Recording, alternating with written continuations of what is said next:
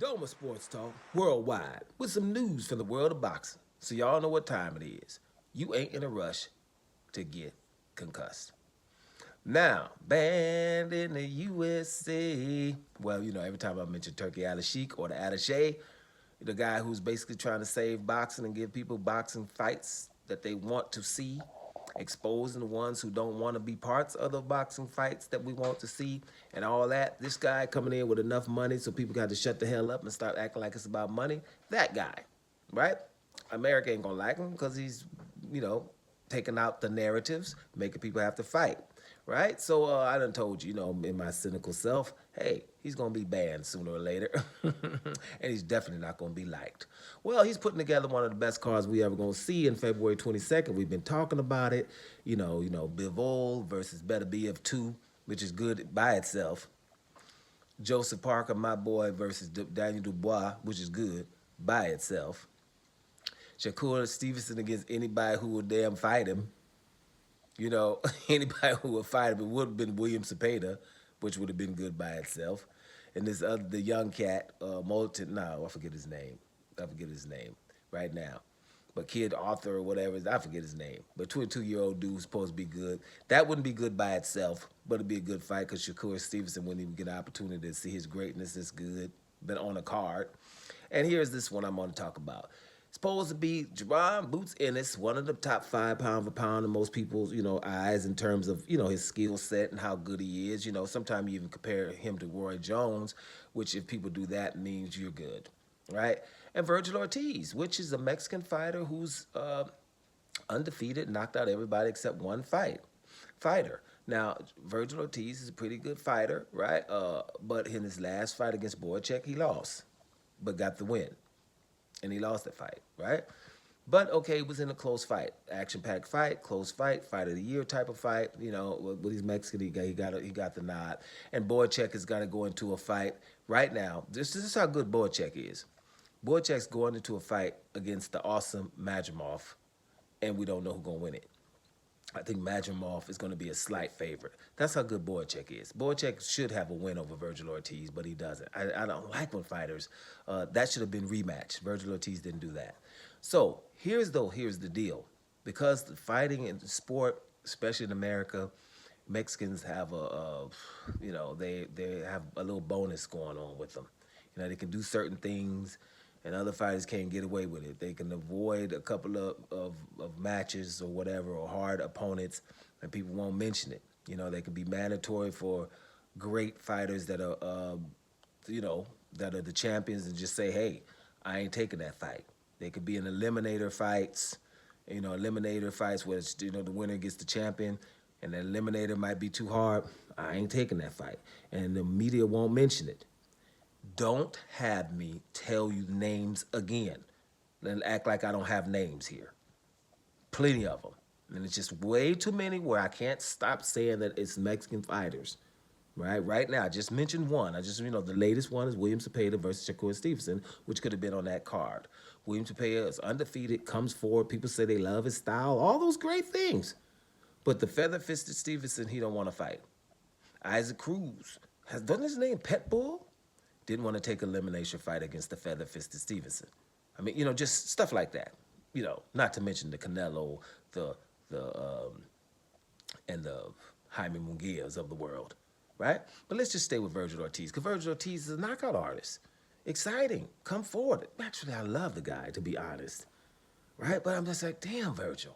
So Vergil is infamous, and I'm going to say infamous, like super infamous, for not wanting to fight Terrence Crawford when he was his mandatory on 2 or 3 different occasions. Right? Now, it ain't the end of the world when you don't want to fight Terrence Crawford because he's awesome. But the media won't tell you. So right now, Vergil Ortiz, we're supposed to get Vergil Ortiz against Jaron Boots Ennis, correct? But it was supposed to be at 154 because Vergil Ortiz, ain't making 147 no more. He's moved up to 154. So we're all thinking that Jaron Boots Ennis is just going to go up to 154 to take that fight, right? Now we find out the last minute that Jaron Boots Ennis' team has said they want the fight at 147 pounds, which, boom, the fight is off now because Vergil Ortiz ain't come down to 147. Now, we're gonna have a lot of going back and forth.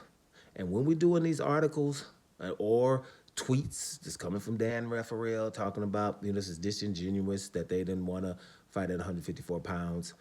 I know that Jaron Boots Ennis, before he moves up, he's been at 147 forever. I know he wants to move up as well, but I would love him, and he and his team would love him to become undisputed before he rolls out, right? I personally don't like fighters that we know want to become undisputed at a weight class and don't get the opportunities because the other fighters are allowed to avoid him, and then they have to go up. So Jaron Boots Ennis has to just stand in line with the David Morrells and the David Benavideses of the world, who we just allow the other fighters to say we're not fighting them because they're good, so they don't get the legacy or being able to have an attempt at becoming undisputed before they roll out. So I understand Jaron Boots Ennis for wanted to stay at 147 just a little while longer to get the belts, or at least have the fights to get the belts before he moves up to 147. Because he's about 26, 27 now. He's been at 147 pounds since he's been 19 years old. So the dude got to go up, right? But I understand him wanting to get legacy before going up. He hasn't had really maybe one significant, super significant fight at 147. So I understand him not just wanting to, I'm moving up and nothing happened at 147, right? Don't you think? So, and Vergil Ortiz, make sure this is clear while we're going up here talking about how disingenuous Jaron Boots Ennis is right now. Vergil Ortiz didn't want to fight him at 147. They should have fought already. They were both there at the same time for years. And who was trying to fight who? You see? So now, because he don't want to go up there and fight him at 154, which I know we all would rather just say, hey, listen, Jaron, go on up to 154 and fight him in a big, high-profile fight. Yes, as a consumer, as a fan, yes, I would like to see that. But I am not going to sit here and don't understand why he wouldn't want to do that right now and get it done, get those belts at 147, because I'm pretty sure if he fights at 154, he also is a big welterweight, ain't going to want to go back down to 147 no more, or not even be able to make it. So maybe they should do this at the catchweight. But I'm just saying what I'm hoping as a fan, that we can still save this fight so it can go on that wonderful card. But I'm going to understand both parties. Vergil Ortiz ain't coming down to no 147 to fight that fight, and we shouldn't ask him right now. And Jaron Boots Ennis would love to become undisputed before going up to 147. And Jaron Boots Ennis can also say, stop the shenanigans, and somebody who all of a sudden y'all going to act like it's me. We could have fought a long time ago, and he didn't want it. So basically, they're both right here, and media present it that way. Don't come up here and start understanding only Vergil Ortiz just because Ennis is asking him to go at 147 right now. Don't act like we don't understand. This thing goes both ways. That's all I'm saying here. Dome Sports Talk, worldwide. And I'm up out of here, y'all.